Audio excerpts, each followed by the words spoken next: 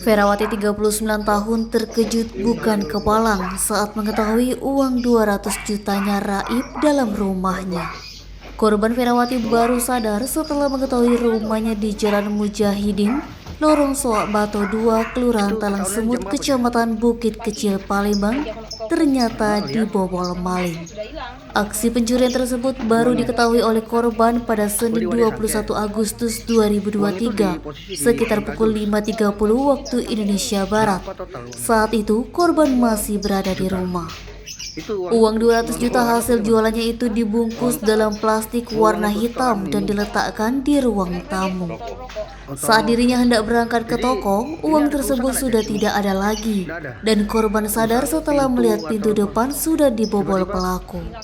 Ferawati menjelaskan dirinya sempat berkeliling mencari bungkus tersebut namun tidak ditemukan.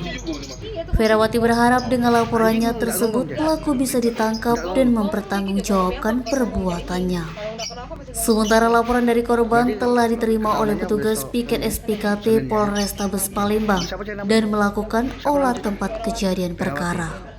Selanjutnya, laporan korban akan diteruskan ke Satreskrim untuk proses lebih lanjut.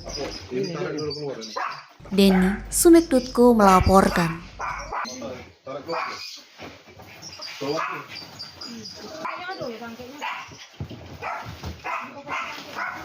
Itu ketahuan jam berapa sih? Pagi aku nak ke toko. Lihat. Nah, itu sudah hilang duitnya.